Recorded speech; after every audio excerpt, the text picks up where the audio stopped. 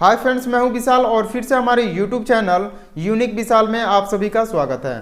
तो चलिए आज मैं बताने जा रहा हूं पीएम किसान यानी कि प्रधानमंत्री किसान सम्मान निधि योजना के बारे में। एक बहुत ही बड़ा अपडेट निकल कर आ रहा है, उसके बारे में आपको बता दें कि सरकार की तरफ से एक निर्देश जारी किया गया है कि 12 लाख से ज़्यादा किसानों को अब पीएम किसान योजना का लाभ नहीं मिलेगा। तो चलिए आपको बताते हैं कि इसका कारण क्या है, क्यों इन लोगों को लाभ नहीं मिलेगा। अगर 12 लाख की सूची में आपका भी अगर नाम है तो आप कैसे अपना सुधार कर सकते हैं और फिर से आपका पेमेंट आना चालू हो जाएगा। और ये भी बताने वाले हैं कि जो अगला किस्त पीएम किसान का आने वाला है वो किस महीने में आने वाला है और कब तक आने वाला है, ये पूरी जानकारी आपको देते हैं। तो अभी तक हमारे यूट्यूब चैनल को आप सब्सक्राइब नहीं किए हैं तो सब्सक्राइब कर लीजिए और हाँ, बेल आइकन को दबाना ना भूलें और इस वीडियो को ज़्यादा से ज़्यादा शेयर कीजिए, क्योंकि 12 लाख से ज़्यादा किसान बहुत बड़ी मात्रा में हो गए, ताकि सभी लोगों को ये जानकारी पहुंचे और सभी लोग अपना ठीक करवा लें। तो चलिए वीडियो को शुरू करते हैं। तो फ्रेंड्स, ये देख सकते हैं, ये पेपर का कटिंग, ये हिंदुस्तान का पेपर कटिंग है। देखिए सबसे ऊपर में लिखा है किसानों का खाता नेशनल पेमेंट कॉर्पोरेशन से लिंक नहीं। आगे आपको बताते हैं कि नेशनल पेमेंट कॉर्पोरेशन क्या होता है। देखिए नीचे लिखा है 12 लाख किसानों की बंद होगी पीएम किसान राशि। तो यहाँ पे देख सकते हैं, दिखा रहा है एक बड़ी मात्रा में, यानी कि 12 लाख किसानों की पीएम किसान राशि बंद होने वाला है। इसका कारण क्या है, ये देखिए, राज्य के 12 लाख से अधिक किसानों को पीएम किसान योजना की किस्त नहीं मिलेगी। केंद्र सरकार ने 1 अप्रैल से यह व्यवस्था लागू कर दी है कि जिन किसानों को खाता आधार और national payment corporation of India से लिंक नहीं होगा, उन्हें अब राशि का भुगतान नहीं किया जाएगा।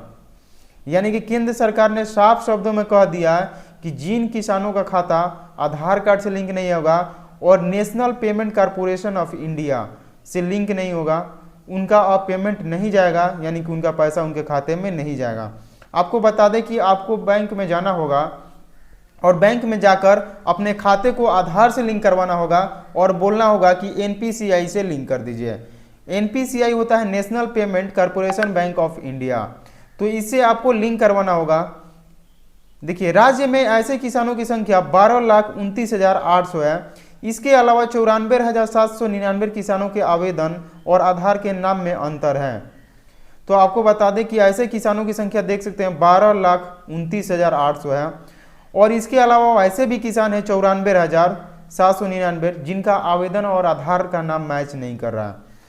तो आपको बता दें कि सबसे पहले आपको बैंक में जाना होगा और बैंक में जाकर जो बैंक कर्मी है उनसे बोलना होगा कि हमारा बैंक जो खाता है उसको आधार से लिंक कर दीजिए और एनपीसीआई से लिंक कर दीजिए।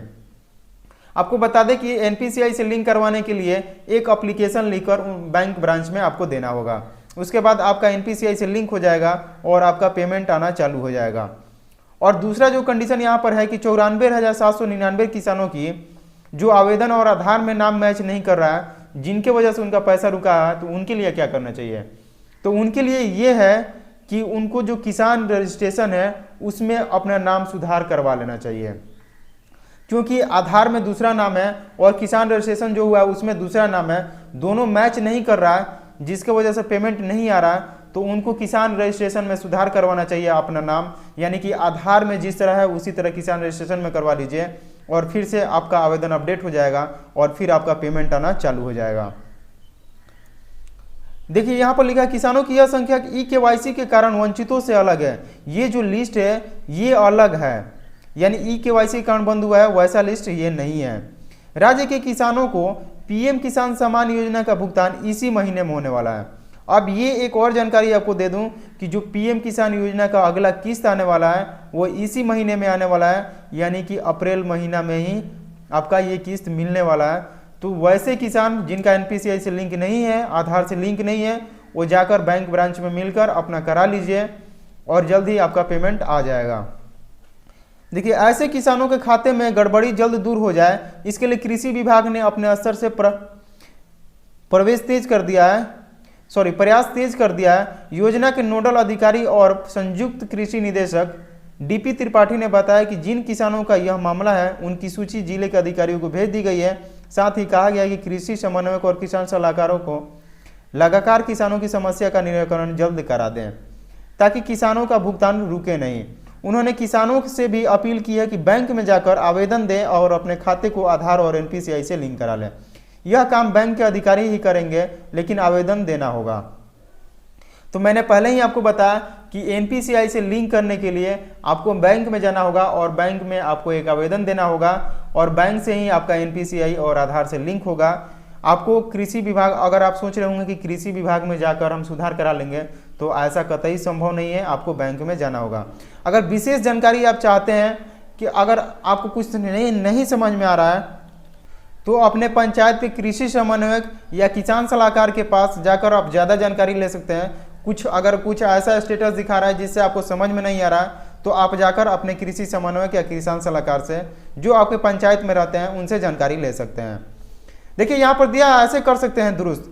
जिन किसानों के आधार व आवेदन में अंतर है, वह खुद मोबाइल से इसे दुरुस्त कर सकते हैं।